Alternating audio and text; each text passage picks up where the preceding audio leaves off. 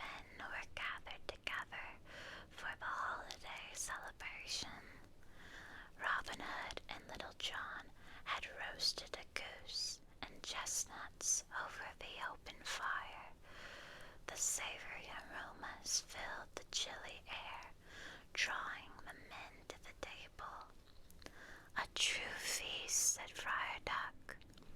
"We did our best," said Little John and Robin Hood. But after they sat down to eat, the men were strangely silent. "Something's missing," said Toby Turtle. "What is it, Toby?" asked Robin Hood. "Aren't you enjoying the feast?"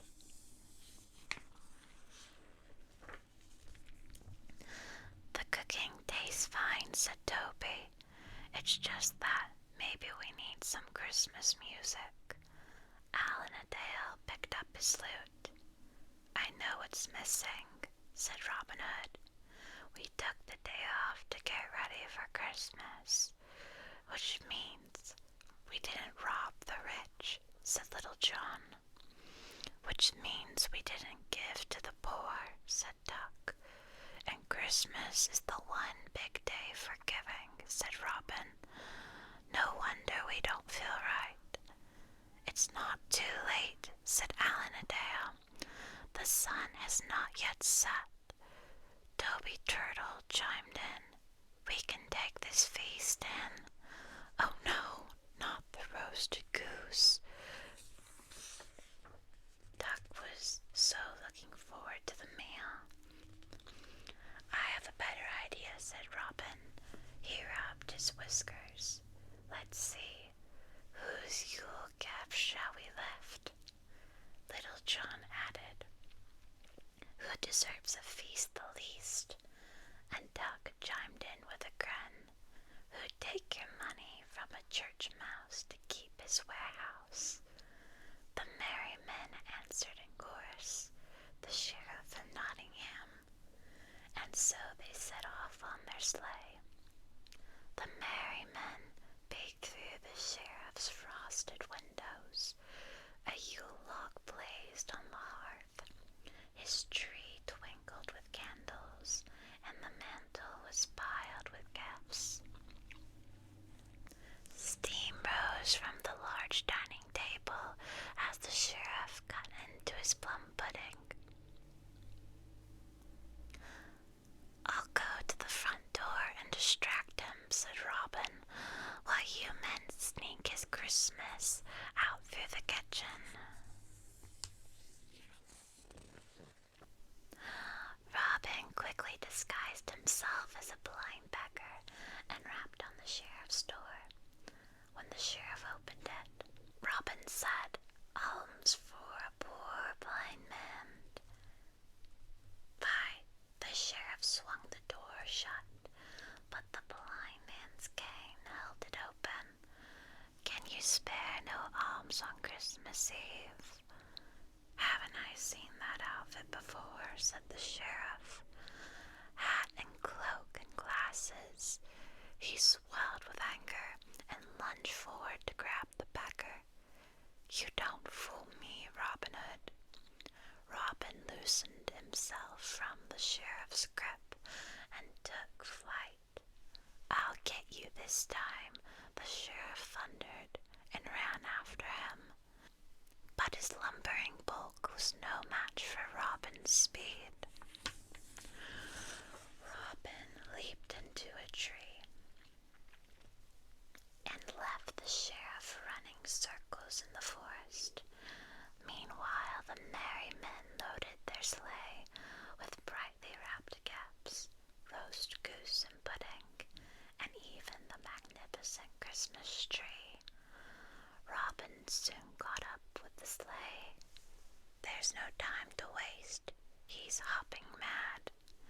Just then, Maid Marian and Lady Gluck, her lady-in-waiting, passed by in Maid Marian's carriage. She signaled the driver to stop. "Why, Robin Hood, what a merry surprise!" Robin bowed low to the ladies. Maid Marian said, been out delivering baskets to the poor, but there are so many in need this year, said Lady Cluck.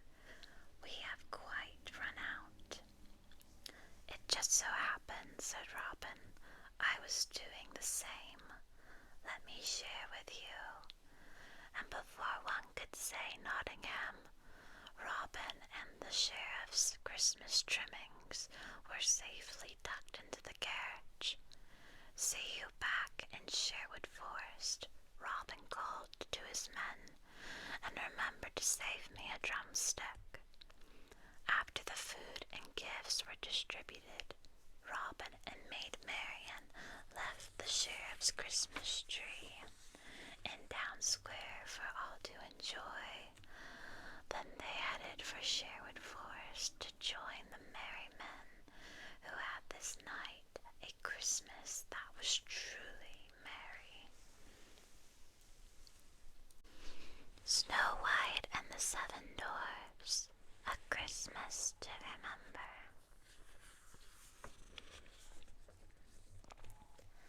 For many months, Snow White had lived quietly with the Seven Dwarfs, sharing their cozy cottage in the woods. When the dwarfs found out she was a princess, fleeing from her stepmother, the queen, they had done everything they could to keep her safe and happy. The girl loved the dwarfs, Duck, Grumpy, Happy, Sleepy, Sneezy, Bashful, and Dopey, as if they were her own family. She cleaned, washed, and ironed for them, and each evening, when they came home from the mines, she had a hot meal waiting. One December morning, while Snow White was out feeding the forest birds, Doc sat down with the other 6 dwarfs. Christmas is coming, he said. What say we give Snow White a nifty gift? We need to show our appreciation, said Happy, for all she's done for us.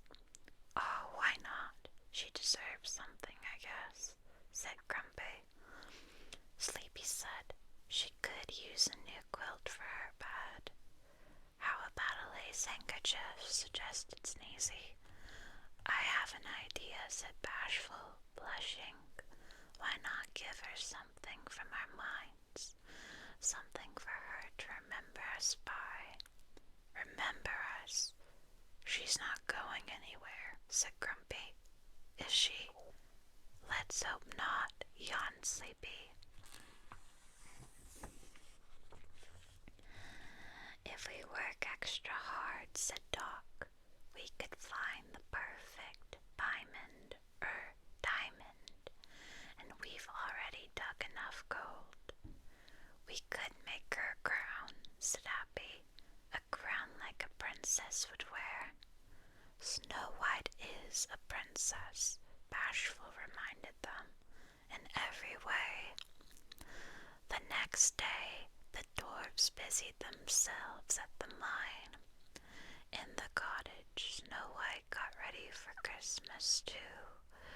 First, she made a tray of special cookies, cutting them in shapes of bells and stars and Christmas trees. While the cookies baked, she went into the forest and cut down a dwarf-sized pine tree. She pulled it home on a small sled, gathering red berries and boughs of holly on her way. When she returned, the cottage smelled of warm cinnamon and sugar. The smell was so delicious, it made Snow White quite hungry. But instead of nibbling on the cookies, she laced them on ribbons and hung each on the little pine tree. She draped strings of berries on the branches, singing carols all the while. she had finished decking the walls with holly and the beams with mistletoe, Snow White was tired and sat down by the fire to nap. There came a knock, but Snow White had been warned by the dwarfs not to open her door to strangers. Through the window she saw an old hag returning to the forest, a basket of fruit on her arm. I should have welcomed the poor woman, thought Snow White, but she had to keep her promise to the dwarfs. Little did she know that the visitor was the wicked queen in disguise. Then the dwarfs came home and saw the tree. They danced and shouted with delight. "Merry Christmas! What a treasure you are," said Happy. "Speaking of treasure," said Doc, "we have a little surprise for you." From his cloak he brought a small package, wrapped in brown paper, and placed it under the tree.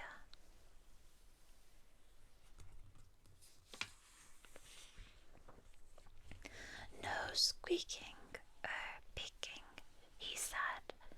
"You must wait until Christmas Eve. On Christmas Eve, Snow White cooked a fine feast of roast fowl and nut-filled plum pudding. During the evening, her eyes strayed often to the lighted tree, to the package beneath it. While living with her stepmother, she had not received a single gift.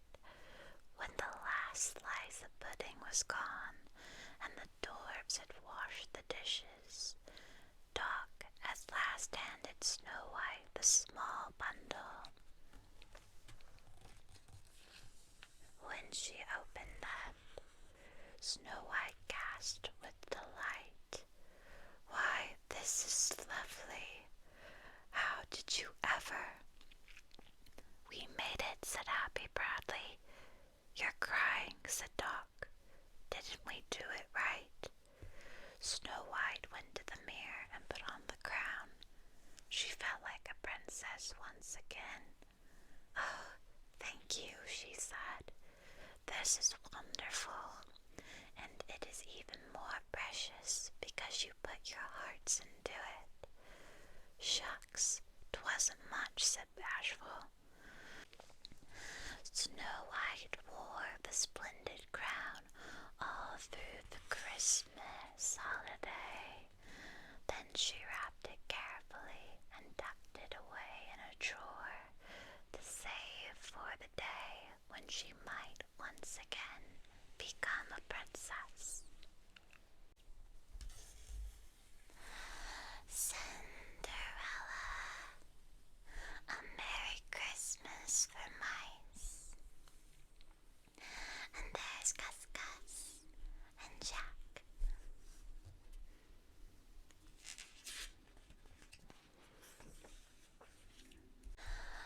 It was Christmas Eve, and Cinderella was lonely.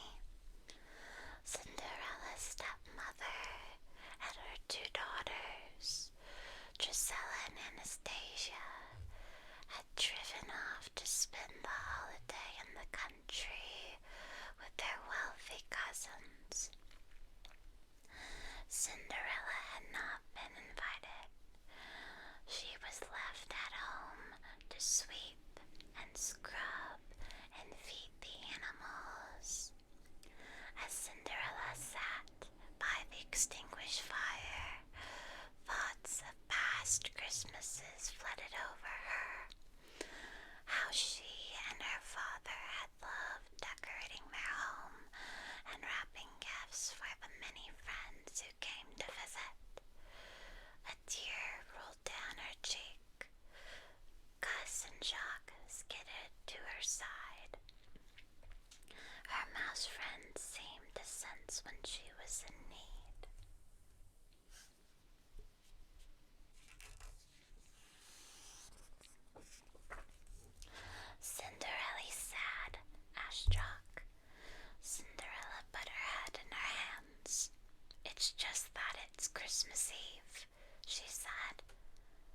Christmas Eve, Cinderella, chittered Gus. Doesn't look like Christmas Eve. Where the holly? Asked Jack. Where the tree? What kind of Christmas can this be? Cinderella explained that her stepmother and stepsisters had decided that, since they were going away, Christmas would make too much of a mess. I love the Christmas mess, sighed Cinderella, and the busyness. That's all part of the fun. Not too late, said Gus. Let's us get busy, Cinderella.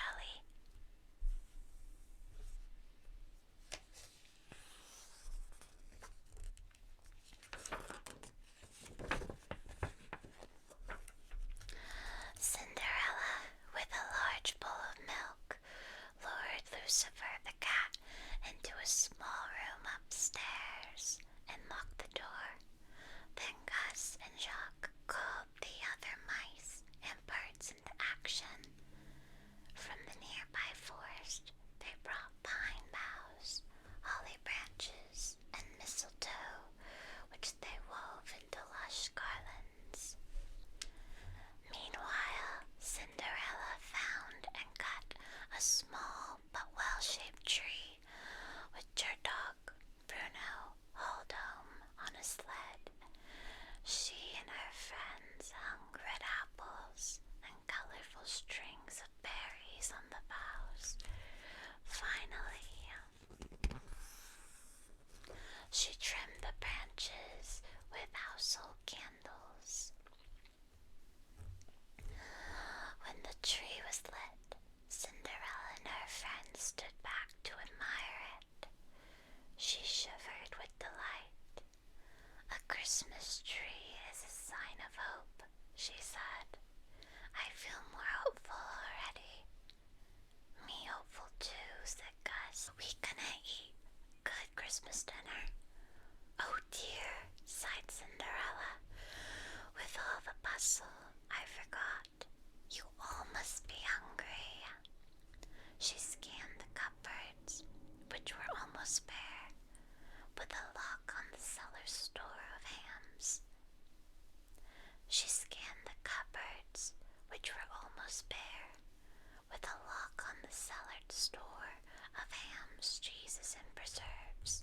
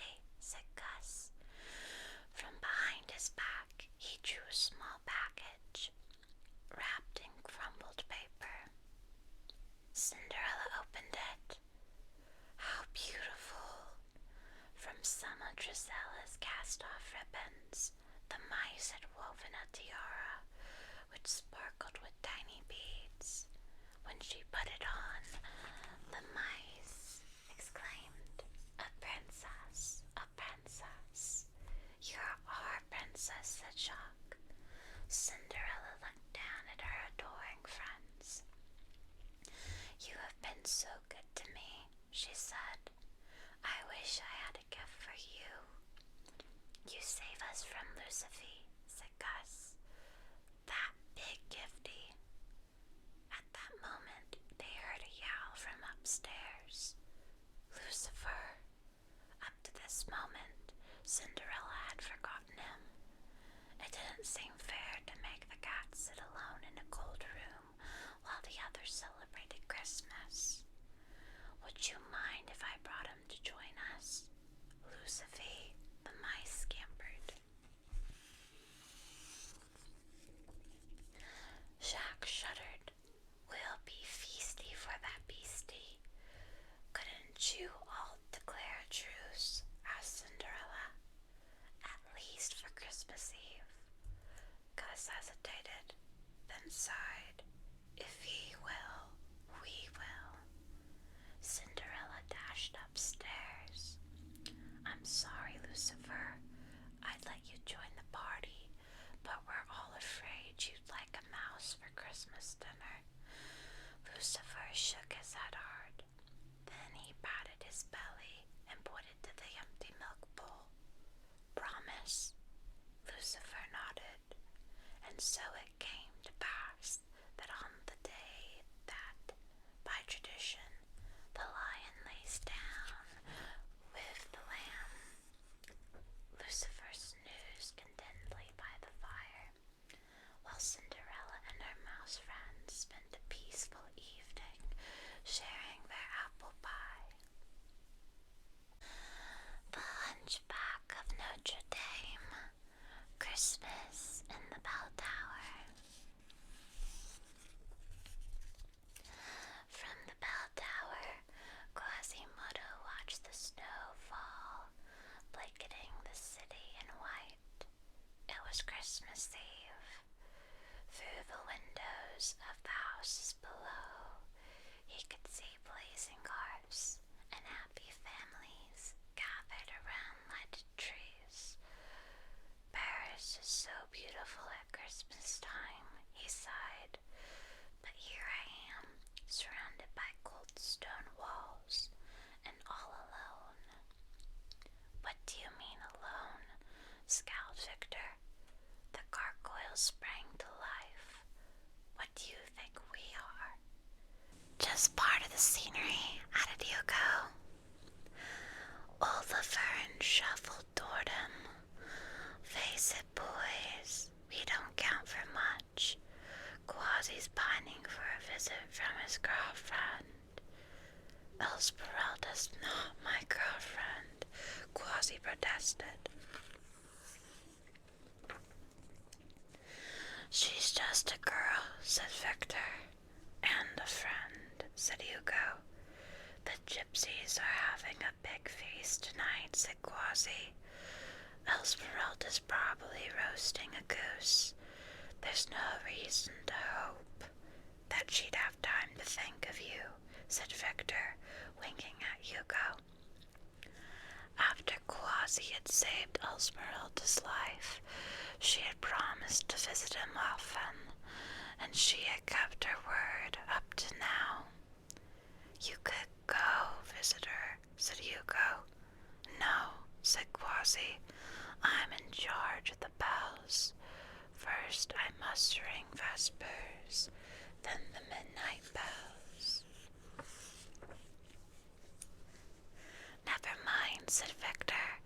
Why don't we make our own celebration? This place could use a little cheer, said Hugo. Laverne gave a loud whistle. Seconds later, a row of pigeons lined the parapet. I don't know if I said that right, I apologize. Is it parapet? She whispered to them, and off they flew.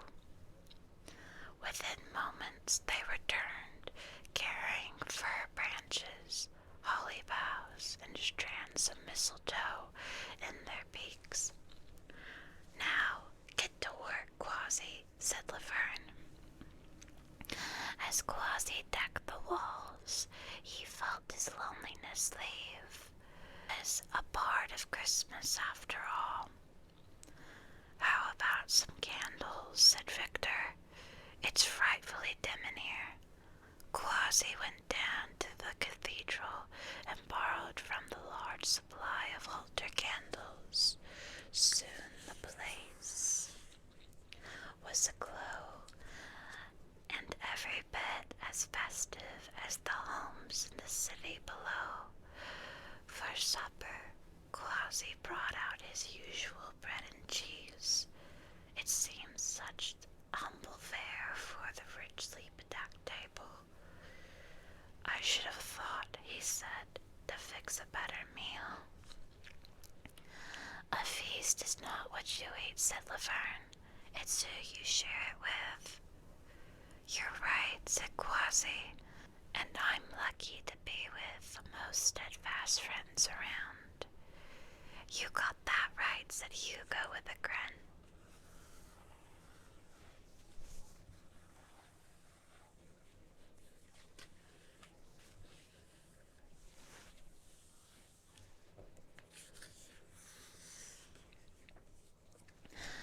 Just then they heard footsteps on the stairway. Hurried footsteps. Who could it be? The cathedral porter looking for his candles. The police checking for fire in the tower. The angry ghost of Frollo bent on ruining Christmas Eve. The door burst open. Quasi gasped. Esmeralda. Merry Christmas, she cried. In her outstretched arms, she held a big platter of roasted goose. She was followed by the jolly and the band of gypsies, the men strumming and piping carols, and the women carrying baskets of bread and fruit and fancy Yuletide pastries. The gypsies hoped to make Quasimodo's holiday very special this year. Esmeralda looked around the beautifully decorated tower room. You told him, she said to the gargoyles. Quasi shook his head. I didn't know you would come, but I must admit I wished. And your wish has come true, said Esmeralda. She set about arranging Quasi's table with the Yuletide feast, but when she turned to him, he was gone. Quasimodo,